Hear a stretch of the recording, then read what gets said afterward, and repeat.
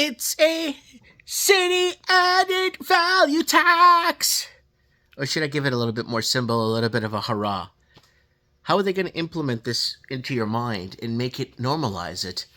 Yes, they're taxing you to death, but it's a city added value tax, and we need your help today.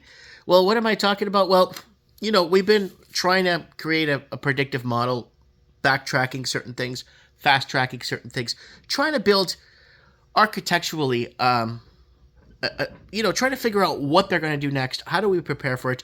What do we do to stop it? And finding solutions.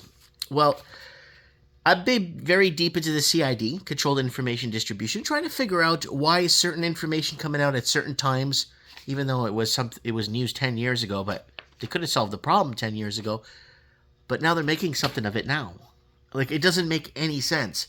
It's like telling you need snow tires on your car after your car slips down a hill because you have summers on, and you come over and say you should have put snow tires on there. It's like, oh my God, thank you for helping me.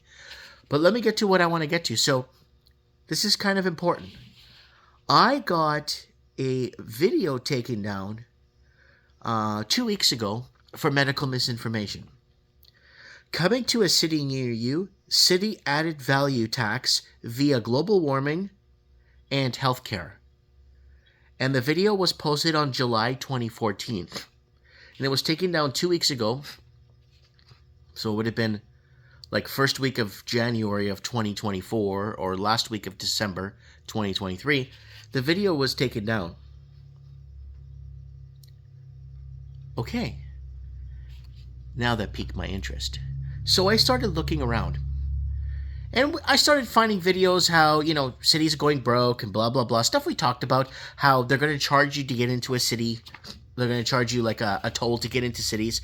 They're going to charge you and basically record your mileage in a city. Like we that was 2014, 2015 stuff, trying to figure out how they're going to tax us to death when these cities go broke. Now, I'm finding information submerging of this from different cities, different city bylaws, looking through different cities across United States and Canada, trying to get a feel. And I did some research. I actually put together what some cities are looking to do and implement to charge you a city added value tax. A tax where you'd pay your provincial tax, you pay your federal tax, and then you'll have a city tax. But then we discussed this already, and in that video when that got taken down, we were discussing what's to stop the person from leaving their jurisdiction to another city and buying something there. So they might implement it within a municipal, in the city level, in the city boundaries. But then other cities, what they'll do to punish us is the smaller counties will charge like a foreign buyer's tax. So if you don't live in that city and you're going to another county or city to buy something so you could save on the city added value tax, they're actually going to charge you a foreign tax for not buying it in your own city. Unless you can't find it. I don't know what the logistics of it is. I'm just telling you how I'm seeing this and foreseeing how this is going to come about. So I'm finding this. So there's cities and, on their plans and stuff. Introducing a city tax allows municipalities to diversify their revenue sources beyond traditional methods like property taxes and sales taxes. This diversification can create a more stable and resilient financial base addressing budget gaps. And that's coming out of the province of Ontario. And then over in Missouri, a city tax can help bridge gaps, especially when cities face increasing costs associated with unfunded liabilities. We just made a video about that too, such as pensions, healthcare. This additional revenue can be instrumental in maintaining essential public services without resorting to drastic budget cuts tailored to local needs. Out of Los Angeles, a city tax can be designed to target specific areas or sectors where economic activity is concentrated. This enables municipalities or counties to align revenue generation with local priorities and economic trends, ensuring that the tax is tailored to the unique needs of the community.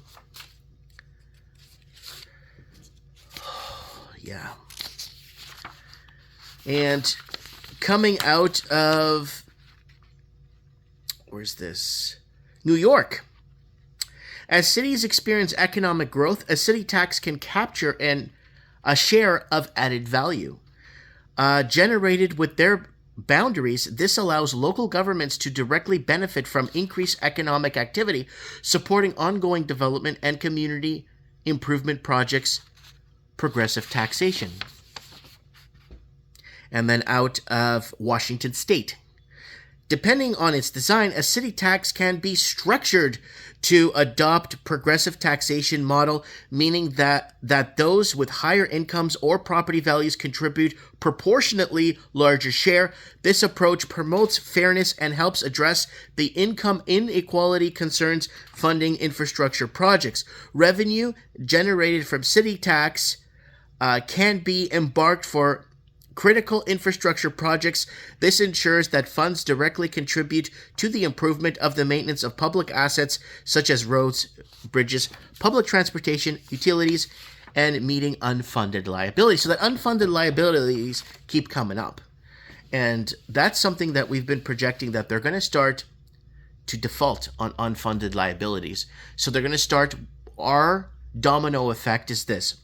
I believe it's going to be the old age pensioners that will be hit first, and their pensions will be canceled. And then it's going to be war vets. And then it's going to be, last but not least, welfare, or Section 8, or UB40, or whatever you want to call it, right? And this is coming out of, I think this is another city in Colorado is saying, cities grappling cities grappling liabilities, particularly in pension and healthcare obligations, can use revenue from a city tax to meet these financial commitments.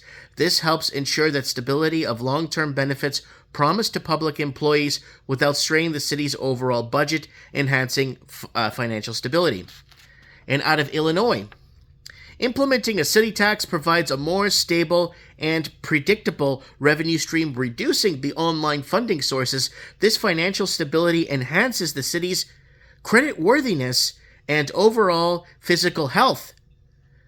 With local autonomy, city taxes offer local governments a degree of autonomy in revenue generation. This autonomy allows cities to respond more flexibly to their unique financial challenges and priorities without being solely dependent on state and federal funding. And then it goes to community engagement. Okay, coming out of Alberta, engaging the community in discussion about implementing a city tax fosters transparency, encourages residents to understand the importance of contributing to financial health of their city. Effective communication can build public support for such initiatives. So there's a lot of cities that already have kind of this discussion going on in their architecture, in back notes, and in proposals that are going on. It's all kinds happening. And it's kind of funny that they took down coming to a city near you, city added value tax via climate change and healthcare. Or global warming, because it wasn't climate change back in 2014. Global warming and healthcare, and that was July, from the video was posted July 2014. So it's almost like social media is kind of giving me a blueprint of either a real channel is going to want to talk about this. They don't want to show that somebody already was discussing this and kind of predicting. It's more of a predictive model because that's way down, right? Or B, this may become something very soon, and they kind of want to take any talk of it off the table and then usher in like an influencer to kind of bring it in better, or bring in the message a more attractive way to bring in the message. Basically, they're ripping you off. Cities are going broke. We knew this. We know this. And money is being obviously misallocated to fund all kinds of garbage all over the world that we shouldn't be funding, right? And then it just goes back to that. And city added value tax, they might slip it in as like a healthcare cost tax. They might slip it in as, well, it's not global warming anymore. They changed that to climate change. They might slip it in as whatever they want to call it, right? First contact, alien contact tax. They'll just find ways to tax us to death, right? And I wanted to throw this together for you guys. Let me know what you guys think. I'm going to go over, I got several, about 114 or over maybe 120 videos that were taken down for medical misinformation that have nothing to do with medical or any medical advice or any medical, it's usually financial stuff that we talk about, or preparedness, whatever. Anyways, guys, look forward to see you guys soon. Mike Martin's here. Look forward to reading your comments below. I have spoken.